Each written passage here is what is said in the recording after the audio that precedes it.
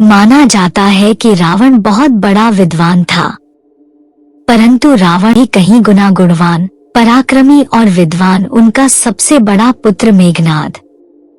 मेघनाद लंका के राजा रावण का बड़ा पुत्र था, जो मैकन्या तथा रावण की पटरानी मंदोदरी के गर्भ से उत्पन्न हुआ था। माना जाता है कि रावण बहुत बड़ा विद्वान था, परंतु रावण अपने से भी कहीं गुना गुणवान, पराक्रमी और विद्वान बड़े पुत्र मेघनाद को बनाना चाहता था। धर्म ग्रंथों के अनुसार अपने पुत्र को सबसे ज्यादा शक्तिशाली और अजर अमर बनाने की कामना को लेकर त्रिलोक विजेता रावण ने उसके जन्म के समय सभी देवताओं को एक ही स्थान अर्थात 11वें घर में मौजूद रहने के लिए कहा था। लेकिन भगवान शनिदेव ने रावण की आज्ञा का पालन नहीं किया और 12वें घर में जाकर बैठ गए, जिससे मेघनाद अजर अमर न हो सके। राम और रावण के बीच युद्ध में लक्ष्मण ने मेघनाद का वध किया था। लक्ष्मण ने अपने बाण से मेघनाद का सिर धड़ से अलग कर दिया था। रावण ने अपने ज्येष्ठ पुत्र का नाम मेघनाद क्यों रखा, इसके पीछे भी एक कहानी है। मंदोदरी ने जब पुत्र को जन्म दिया तो तब उसके रोने की आवाज किसी सामान्य बच्चे की तरह नहीं, बल्कि बादलों की गड़गड़ाहट की तरह सुनाई दी। इस वजह से उनका नाम मेघनाद रखा गया।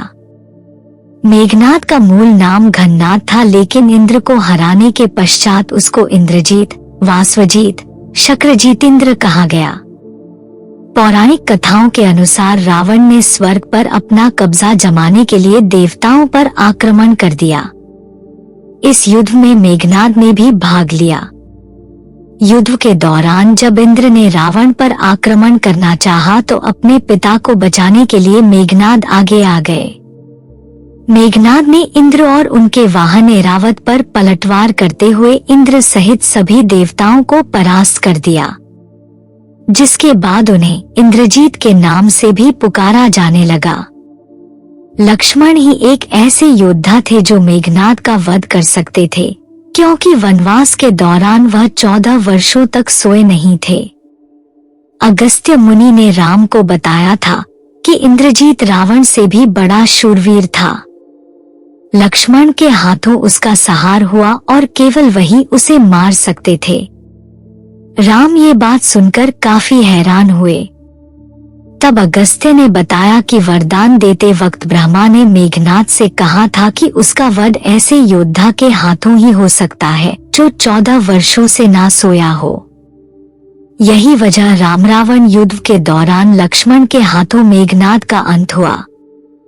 युद्ध में लक्ष्मण ने अपने घातक बाण से मेघनाद का सिर उसके धड़ से अलग कर दिया था। मेघनाद ने अपने गुरु शुक्राचार्य के सानिध्य में रहकर तथा त्रिदेवों द्वारा कई अस्त्र शस्त्र एकत्र किए थे। स्वर्ग में देवताओं को हराकर उनके अस्त्र शस्त्र पर भी अधिकार कर लिया था। रावण एक बहुत बड़ा ज्योतिषी भी था, जिसे एक ऐसा पुत्र चाहिए था जो कि अजर, अमर और अजेय हो। मेघनाद का विवाह नागराज अनंत की पुत्री देवी सुलोचना जी के साथ हुआ था। उनकी पत्नी का नाम सुलोचना। मेघनाद के गुरु असुरगुरु शुक्राचार्य थे।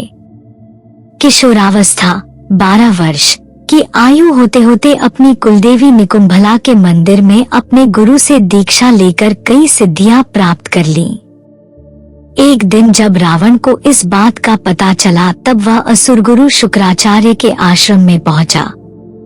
उसने देखा कि असुरगुरु शुक्राचार्य मेघनाद से एक अनुष्ठान करवा रही हैं।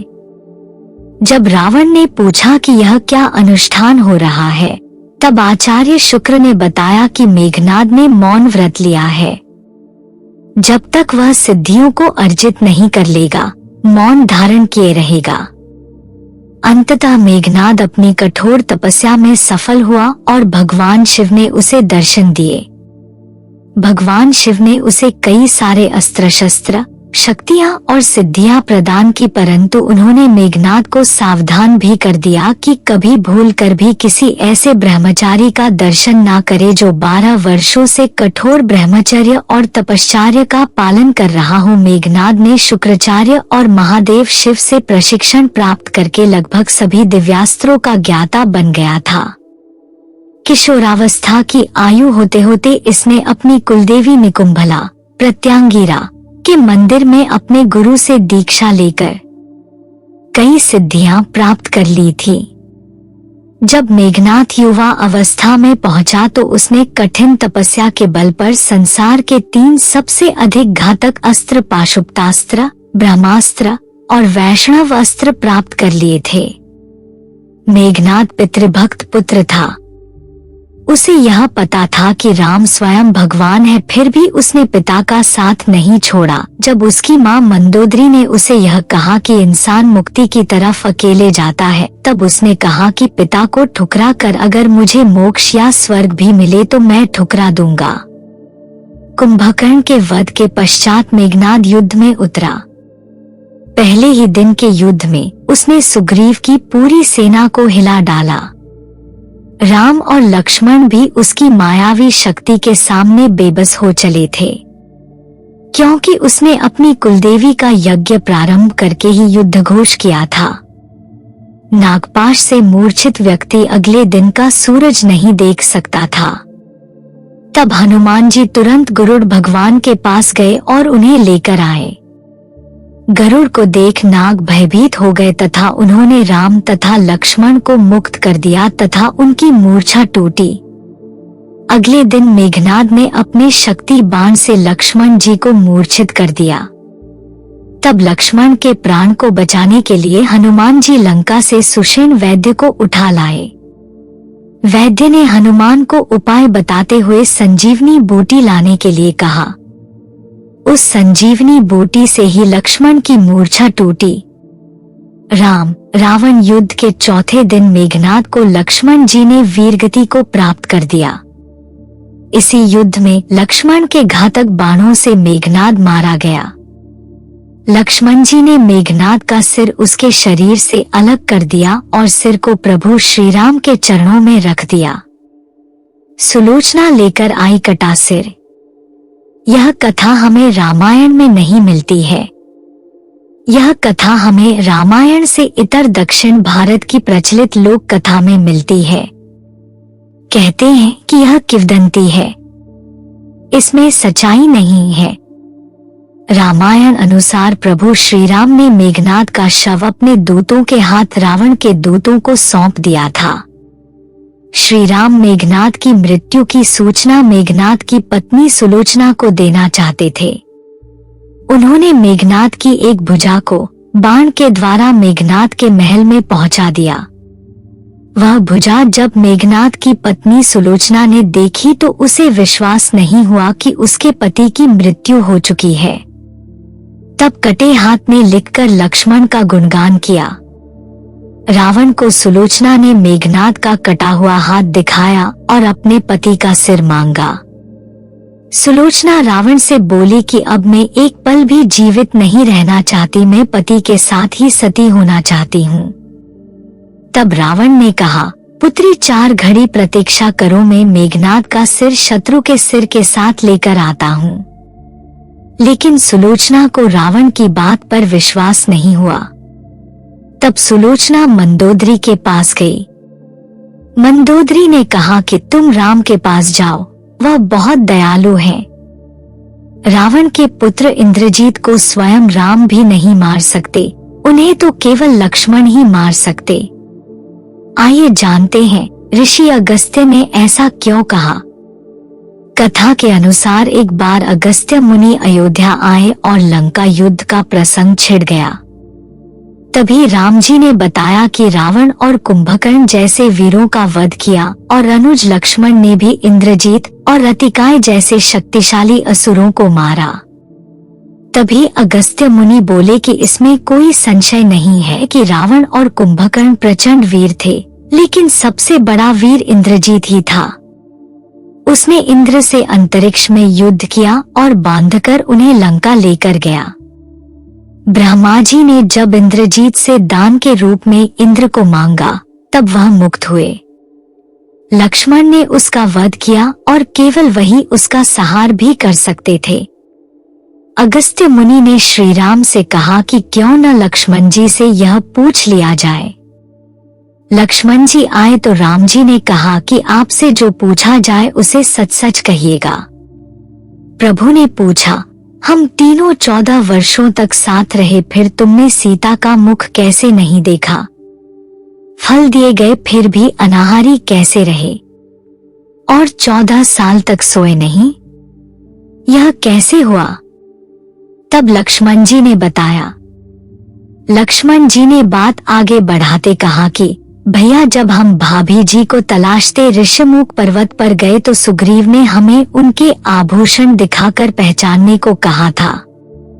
आपको स्मरण होगा, मैं उनके पैरों के आभूषण के अलावा कोई अन्य आभूषण मैं नहीं पहचान पाया था। राम जी ने पूछा, हम तीनों 14 वर्षों तक साथ रहे, फिर तुमने सीता का मुख कैसे नहीं देखा? फल दिए गए फिर भी अनाहारी कैसे रहे? और 14 साल तक सोए नहीं? यह कैसे हुआ? तब इस पर लक्ष्मण जी ने बताया कि भैया, जब हम भाभी को तलाशते ऋषिमुख पर्वत पर गए तो सुग्रीव ने हमें उनके आभूषण दिखाकर पहचानने को कहा था। आपको स्मरण होगा, मैं उनके पैरों के आभूषण के अलावा कोई अन्य आभूषण नहीं पहचान पाया था, क्योंकि मैंने कभी भी उनके चरणों के ऊपर देखा ही नहीं था। 14 वर्ष नहीं सोने के बारे में लक्ष्मण ने कहा कि आप और माता एक कुटिया में सोते थे।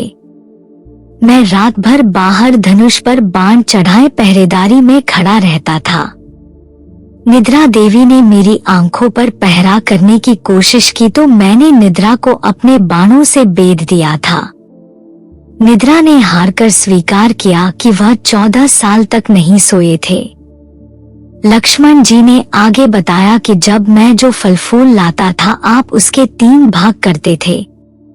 एक भाग देकर आप मुझसे कहते थे लक्ष्मण फल रख लो। आपने कभी फल खाने को नहीं कहा, फिर बिना आपकी आज्ञा के मैं उसे कैसे खाता? मैंने उन्हें संभाल कर रख दिया। सभी फल उसी कुटिया में अभी भी रखे होंगे। प्रभु के राम जी के आदेश पर लक्ष्मण जी चित्रकूट की कुटिया में से वे सारे फलों की टोकरी लेकर आए और दरबार में रख दिया। फलों की गिनती हुई लेकिन 7 दिनों के फल नहीं थे। श्री राम ने पूछा कि तुमने 7 दिन का आहार लिया था? तब लक्ष्मण जी ने 7 दिन का रहस्य उजागर करते बताया कि जिस दिन पिताश्री के स्वर्गवासी होने की सूचना मिली, हम निराहारी रहे। इसके बाद जब रावण ने माता सीता का हरण किया उस दिन भी हम निराहारी रहे। उन्होंने कहा कि जिस दिन आप समुद्र की साधना कर उससे राम मांग रहे थे उस दिन भी हम निराहारी रहे। जब इंद्रजीत के नागपाश में बंद कर दिन भर अचेत रहे हम उस दिन भी, और जिस दिन इंद्रजीत ने मायावी सीता का सिर काटा था उस दिन हम शोक में थे। इसके अलावा जिस दिन रावण ने मुझे शक्ति मारी और जिस दिन आपने रावण का वध किया, इन 7 दिनों में हम निराहारी रहे थे। मेघनाद के परिवार में पत्नी सुलोचना और पुत्र अक्षय कुमार था। हनुमान जी ने अक्षय कुमार का अशोक वाटिका में वध कर दिया था। कहते हैं कि इसकी एक और पत्नी थी जिसका नाम नागकणा था, जो पाताल के राजा शेषनाग की पुत्री थी। पौराणिक कथा के अनुसार सुलोचना को सतीत्व की परीक्षा देनी पड़ी थी।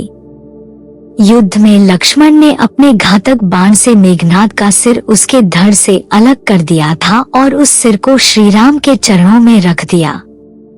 श्री राम को मेघनाद की पत्नी सुलोचना को संदेश देना था कि उसका पति युद्ध में मारा जा चुका है। इसके लिए जब श्री राम ने मेघनाद की एक भुजा काटकर सुलोचना को भेजी तो उसे यकीन नहीं हुआ कि ये उसके पति मेघनाद की भुजा है। तब सुलोचना के कहने पर मेघनाद की कटी हुई भुजा ने लिखकर उसको यकीन दिलाया था। यह जानकर सुलोचना रोने लगी और कहा कि वह अब सती होना चाहती है। जब सुलोचना मंदोदरी के पास पहुंची तो मंदोदरी ने कहा कि तुम श्रीराम के पास जाओ। इसके बाद सुलोचना श्रीराम के पास पहुंची। सुलोचना ने कहा, हे राम, आप मुझे मेरे पति का सिर लौटा दे ताकि मैं सती हो सकूं। सुलोचना की दशा देखकर श्रीराम बेहद दुखी हुए और कहा कि मैं तुम्हारे पति को अभी जीवित कर देता हूं। लेकिन सुलोचना ने मना कर दिया। इसी बीच सुग्रीव को आशंका हुई कि मेघनाद ने अपनी कटी हुई भुजा से लक्ष्मण का गुणगान कैसे किया। उन्होंने इसके बारे में सुलोचना से पूछा और कहा कि यह बात तब मानेंगे जब ये नरमुंड हंसेगा।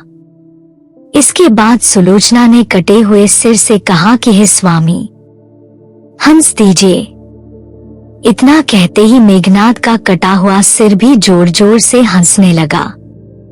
इसके बाद सुलोचना सती हो गई। जय श्री राम।